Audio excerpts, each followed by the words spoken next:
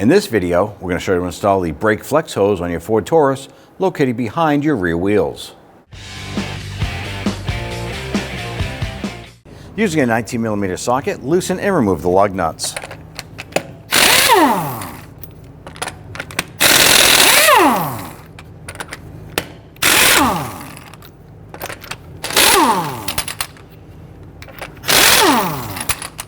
With the lug nuts removed, you can now grab that wheel and remove it and set it aside. Now with the rear wheel removed, you can go ahead and locate your brake flex hose. It goes to the bottom portion here of the brake caliper and then comes up and attaches to this bracket to our hard line right here. Now I want to go ahead and start by using our pliers and removing the horseshoe clip right here. You're going to grab this little tab and wiggle this out, pulling it out towards you. And it's shaped like a horseshoe. We'll go ahead and set that aside. Now on the top here, we have a 13mm nut here for the hardline section. You want to go ahead and loosen this. You want to be careful in loosening this here. You want to keep that hardline from twisting with it. So you're going to gently work this. And sometimes spraying it down with some rust penetrant will break down the corrosion on the top here. But working it back and forth and going a little bit further each time. You can see I'm holding the hard line here. I am going to go ahead and spray that down a little bit. And let's continue working that off there. Now I'm pulling this up here because I removed the horseshoe clip.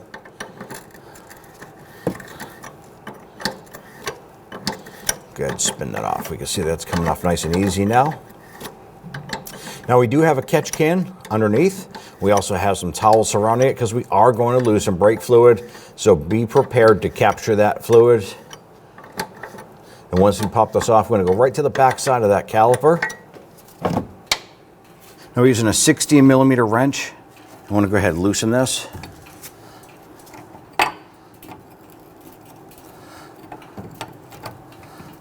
And it's always good if you wear safety glasses when doing this here because the hose is spinning around and you don't want to get sprayed in the eye with brake fluid. I'll go ahead and unthread this.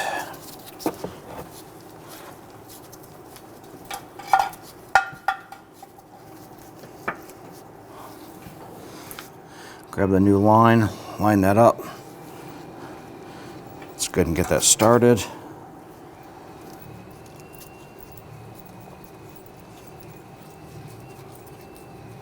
All right, once that bottoms out, you're now going to use a 15mm. The new one is a 15mm wrench on there. Go ahead and snug that down. Make sure that's good and tight. Now let's go ahead and spin this up. Go ahead and grab that flex line, bring that up. And let's get that line started here. Once you get that started a few threads, you can go ahead and use your wrench to go ahead and run that down.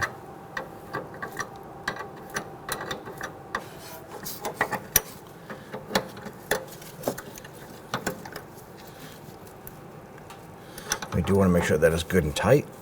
Go ahead and grab that horseshoe clip. You want to make sure that the outer tab here is facing upward. Let's get that lined up. Let's go ahead and tap this on. Perfect. Lock that into place. Once again, we're going to go ahead and make sure that this is good and tight.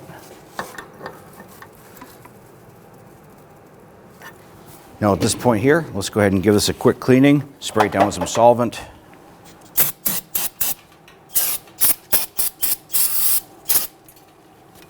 Nope, here we have a brake bleeder. Now on our particular vehicle is a rubber boot. Yours may or may not have this, but what you want to do is go ahead and pop that off. I'm just going to grab it with some pliers and pop that off. And that's it right there. Now ours is an 11mm. So I'm going to use a deep socket in my ratchet, pop it on there. We want to go ahead and break that free.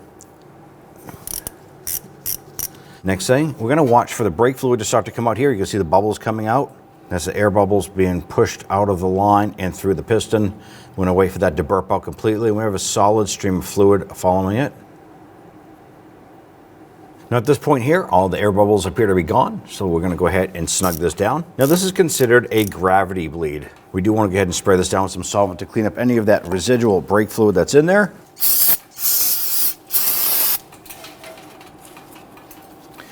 Now at this point here, you want to hop into the vehicle.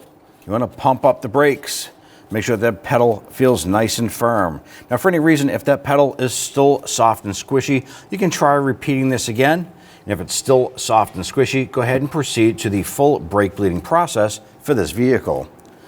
Go ahead and pop on the rubber cap, install your wheel, and you're all set. Grab your wheel, get that put onto the studs. Now we're going to go ahead and install all of our lug nuts by hand, and once we get them started, we'll go ahead and snug them down.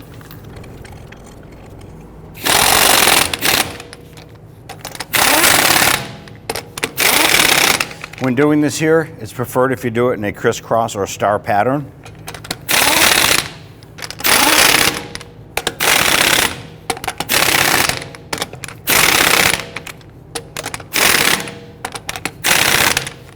Now let's go ahead and torque down our lug nuts to 100 foot-pounds.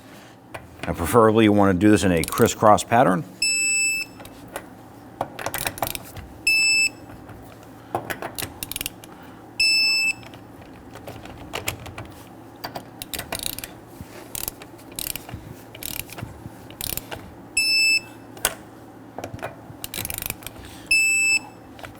And you're all set. With the hood open, go ahead and locate your master reservoir right here. I want to start by cleaning the top of this here, get rid of all the debris and dirt around here. Now we do have a drip mat here just to protect the other components. Give that a spray and wipe this down. We want to prevent any dirt and debris to falling down inside that reservoir. Now, two things we have here. We have an evacuation tool here. This is going to be used to suck the fluid out. You can sometimes use a turkey baster, but on this particular model, the port to gain access to the fluid is very small, so that may not work. You're gonna need something with a smaller tube. We also have a container on the side to put that fluid when we remove this. Move that cap, set it aside. I'll try and feed this down as far as we can. And the goal here is just to remove as much as you can. You may not get it all.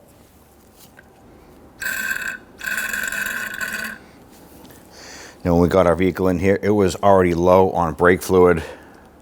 It's normally filled up almost to the top there. So also recommended to be wearing safety glasses when you're doing a job like this.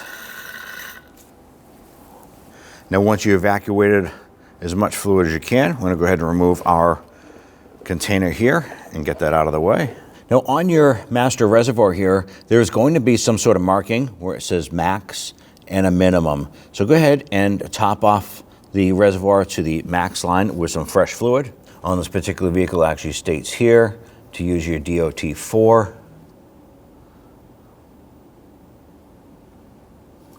Here it is. Go ahead and grab that cap and secure it.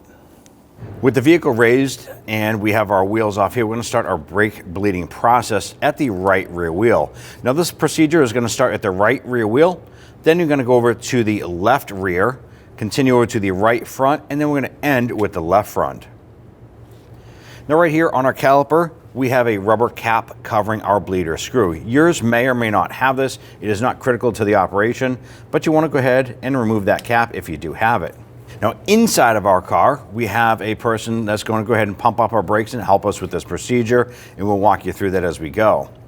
We're going to go ahead and use our 11mm wrench, and we just want to go ahead and crack this free just a little bit. Make sure we can loosen this. And there it is, we can move that. And we're going to put our reservoir on here. And this is going to be used to capture our fluid as we start that brake bleeding process. Now when we're ready, we're going to have that person inside the vehicle pump up their brake pedal about 3 pushes, and they're going to hold pressure on that. I'm going to crack open this line here and let that fluid push through. Once that pedal inside the vehicle goes to the floor, that person is going to let me know that it's at the floor. They're going to hold that pressure. I'm going to tighten this, then they're going to release, and we're going to continue to do this process 2 to 3 times, or as many times as it takes to get rid of any of the dirty fluid, as well as the air bubbles in the line. So let's go ahead and start that process. If you go ahead and pump up the brakes.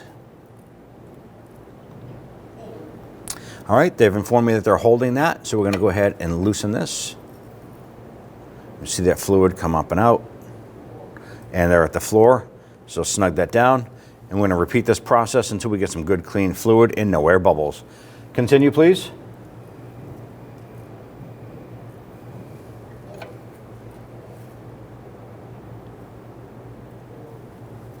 Go ahead.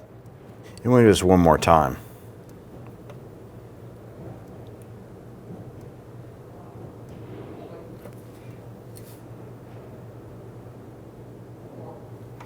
All right, we'll snug this down. I'm going to go ahead and bring my reservoir down so we can go ahead and open up this port here. Let that fluid drain down in there.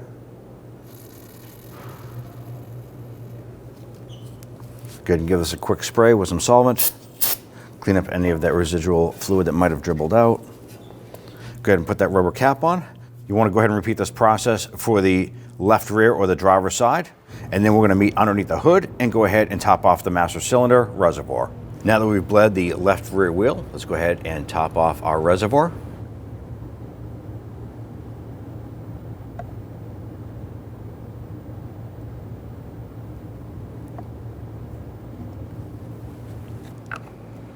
Go ahead and install your cover. Make sure it's secured. Now that we've topped off the reservoir, let's go ahead and continue with the right front wheel.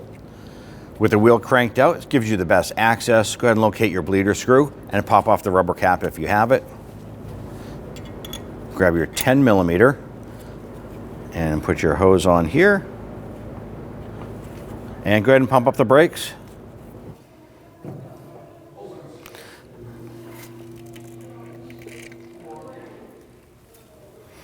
Okay, pump it up.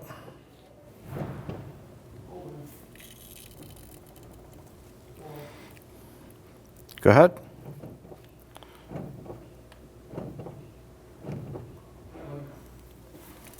Now we have a solid stream of fluid coming out here.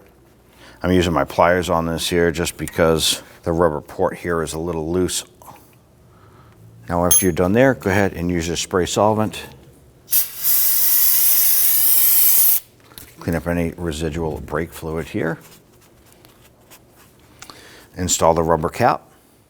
Now you want to go ahead and repeat this process on the driver's side front. Once we do that driver's side front, we're going to go ahead and top off the master cylinder. Now that we finished bleeding the brakes, let's go ahead and top off the reservoir.